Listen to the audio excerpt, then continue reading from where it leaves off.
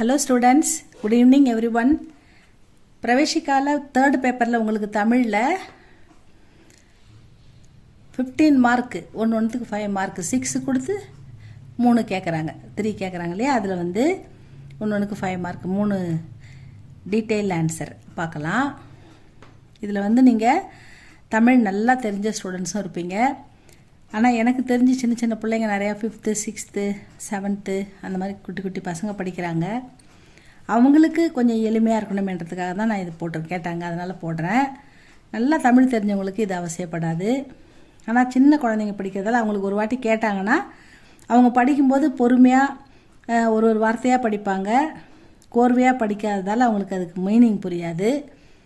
அதனால் அவங்களுக்கு ஈஸியாக மீனிங் புரிஞ்சால் சொந்தமாக கூட எழுதுவாங்க. அதுக்காக தான் இது போடுறோம் ஸ்டூடெண்ட்ஸ். இந்த வீடியோவில் நிறைய தமிழ் இதுவும் போட்டிருக்கு. எல்லாமே விஷாரத் பூர்வார்த்து, பிரவீன் பூர்வார்த்து, இவங்களுக்கு தமிழ் எல்லாமே போட்டிருக்கு. உங்களுக்கு தேவைப்பட்டால் இந்த வீடியோ போய் பாருங்கள் ஸ்டூடெண்ட்ஸ். இப்போ வந்து 4th கொஸ்டின், அந்த உங்களுக்கு 50 மார்க்குக்கு 4th கொஸ்டினில் 6 கொடுத்து 3 கேட்குற அந்த டீட்டெயில் ஆன்சர் 3 பார்க்கலாம். இம்பார்ட்டண்ட், இந்த 2026க்கு வர இம்பார்ட்டண்ட் இது. அதனால் இது போடுறோம் ஸ்டூடெண்ட்ஸ். பார்க்கலாமா? பாணர் தலைவன். பாணர்கள் அப்படின்னா அவங்க வந்து பாடி பரிசு பெறுபவர்கள். இசை நல்ல இசைக்கருவிகள் வாசிப்பாங்க, பாடுவாங்க. அரசவையில் அந்த மாதிரி விழாக்கள்லாம் பாடி பரிசு வாங்குவாங்க. பாணர்கள், அவங்க பேர் பாணர்கள்னு சொல்லுவாங்க. அவங்க வந்து பாடி பரிசு பெறுவார்கள். நல்ல இசை வல்லவர்களாக இருப்பார்கள். அவங்களுக்கு பாடுறது தான் தொழில்.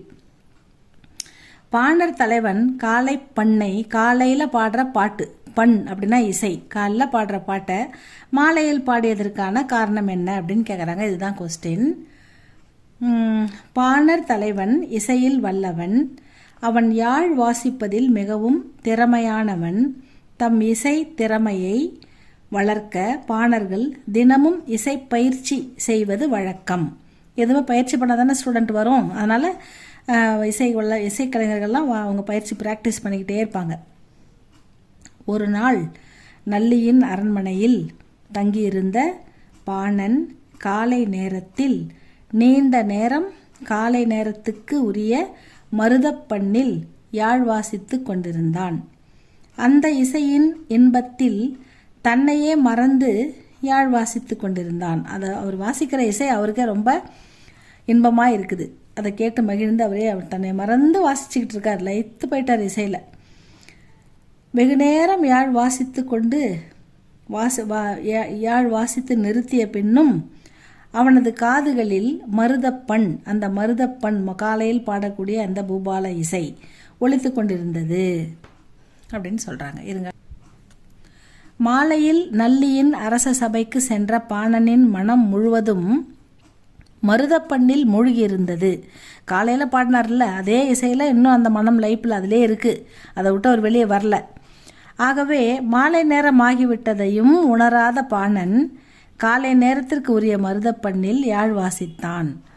இதுவே பாணர் தலைவன் காலை பண்ணை மாலையில் பாடியதற்கான காரணமாகும். அப்புறம் அடுத்த கொஸ்டின் பாருங்க. பந்து பிறப்பிற்கு எகிப்தில் வழங்கப்படும் கதை யாது? பந்து பிறந்த கதை அப்படின்னு சொல்லி பந்துக்கு பல விதமான கதைகள் சொல்லப்படுகிறது. அதில் எகிப்தில் என்ன கதை சொல்கிறாங்க அப்படின்னு கேட்டிருக்காங்க. எகிப்து நாட்டில் தீமையை காக்கின்ற கடவுளின் பெயர் செட் என்பதாகும். நன்மையை காக்கின்ற கடவுளின் பெயர் ஓசிரிஸ் என்பதாகும். தீமையை காக்கிற கடவுள் பேர் செட், நன்மையை காக்கின்ற கடவுளின் பெயர் ஓசிரிஸ். இவ்விரு கடவுள்களுக்கும் இடையே எப்பொழுதும் போராட்டம் தானாம். எப்பயுமே போராட்டம், ரெண்டும் போட்டி போட்டு சண்டை போட்டுக்கும் போல. மழைக்காலத்தில் செட் கடவுள் ஓசிரியை கொன்று விடுமாம். மழைக்காலத்தில் இந்த செட் வந்து நன்மை கடவுளை தீமை கடவுள் கொன்று விடுமாம். வசந்த காலம் வந்ததும் ஓசிரிஸ் மீண்டும் உயிர் பெற்று வந்து விடுவாராம். இது எகிப்து மக்களின் நம்பிக்கையாகும். அதனால் வசந்த காலம் வந்த உடனேயே ஓசிரிஸின் பக்தர்கள் ஊர்வலமாக சென்று பாப்ரமிஸ் ஆலயத்திற்குள் நுழைய முயல்வார்கள். அப்பொழுது செட் அனுதாபிகள் அவர்களை ஆலய வாசலிலேயே தடுப்பார்கள். இருவரும் சண்டையிட்டு கொண்டு இறுதியில் கொலையில் வந்து முடியும். ஒருத்தருக்கு ஒருத்தர் கொண்டுக்குவாங்க அப்படின்னு சொல்கிறாங்க.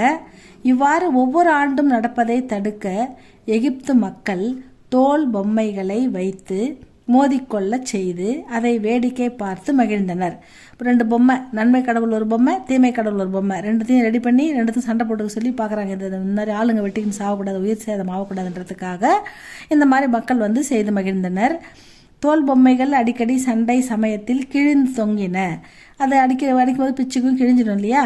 அதில் தலை மட்டும் தனியாக தெரிய தொடங்கியது. ஏன்னா உடம்புலாம் கை காலெல்லாம் பிச்சுக்கின்னு போயிட்டு தலை மட்டும் உருண்டையாக தெரியுது. ஆகவே இருவரும் உருண்டையான தலையை மட்டும் வைத்து கொண்டு தாக்கினர். அந்த கடைசியாக இருக்கிற தலையை மட்டும் வச்சு ஒருத்தர் தூக்கி அடிக்கிறாங்க. ஆகவே உருண்டையாக தோன்றிய அந்த அடிபடும் தலையின் அமைப்பே இக்கால பந்தின் வடிவமைப்புக்கு காரணமாகிவிட்டது என்பதை எகிப்து சொல்லும் கதை. இதுதான் ஸ்டூடெண்ட்ஸ் பந்து சொல்லும் கதை. இதை படித்து பாருங்கள். இது உங்களுக்கு பிடிச்சிருந்தால் லைக் பண்ணுங்கள், ஷேர் பண்ணுங்கள், சப்ஸ்கிரைப் பண்ணுங்கள் ஸ்டூடெண்ட்ஸ். தேங்க்யூ ஃபார் வாட்சிங்.